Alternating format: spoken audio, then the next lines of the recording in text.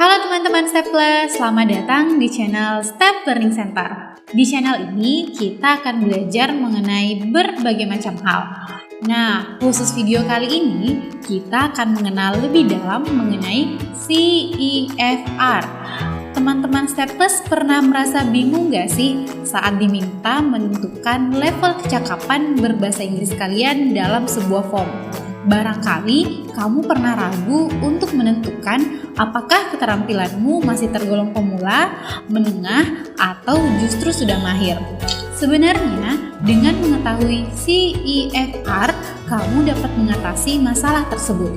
Dalam CEFR, terdapat 6 tingkat yang bisa dijadikan acuan untuk menilai kemampuan bahasa Inggrismu. Penasaran dengan apa itu CEFR dan apa saja sih tingkatannya? Yuk kita pelajari lebih lanjut. CEFR merupakan singkatan dari Common European Framework of Reference for Languages, yakni standar internasional yang digunakan untuk menaksir kecakapan atau kemampuan berbahasa seseorang yang banyak dipraktekkan di Eropa. CEFR diberlakukan untuk beberapa bahasa, salah satunya adalah bahasa Inggris. Keterampilan bahasa Inggris seseorang, baik secara pasif maupun secara aktif, dapat diukur dengan standar ini. Terdapat 6 tingkatan dalam CEFR, yaitu A1 Beginner. Level pertama dari CEFR adalah A1 atau Beginner atau pemula.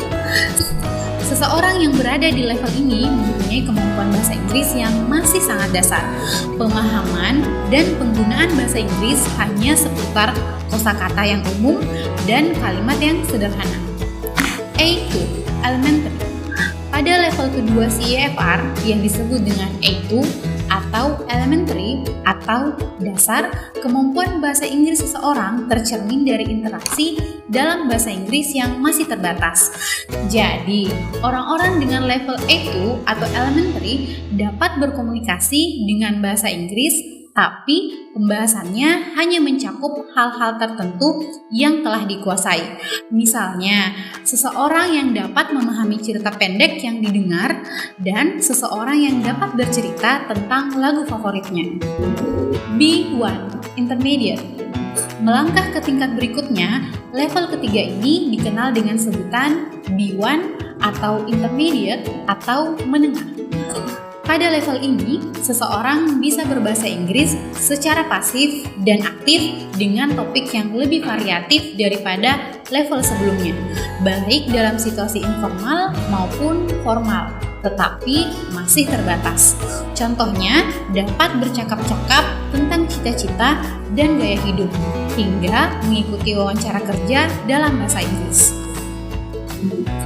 B2 Upper Intermediate.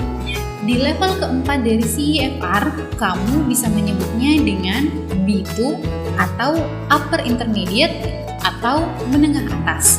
Seseorang yang berada di level ini ditunjukkan dengan penguasaan bahasa Inggris dalam berbagai kesempatan tanpa adanya banyak kendala.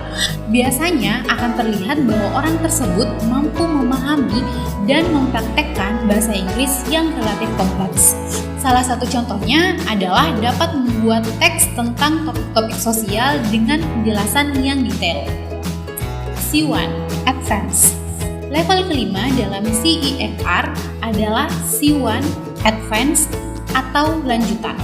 Apabila seseorang menduduki level ini, artinya ia bisa menggunakan bahasa Inggris untuk kepentingan akademis dan profesional. Tidak ada lagi kesulitan untuk memahami ataupun menerapkan bahasa Inggris dalam hampir semua kesempatan. Ia dapat mengemukakan gagasannya dalam bentuk lisan dan tertulis terkait beragam topik dengan spontan, fasih, dan percaya diri. C2 Proficient.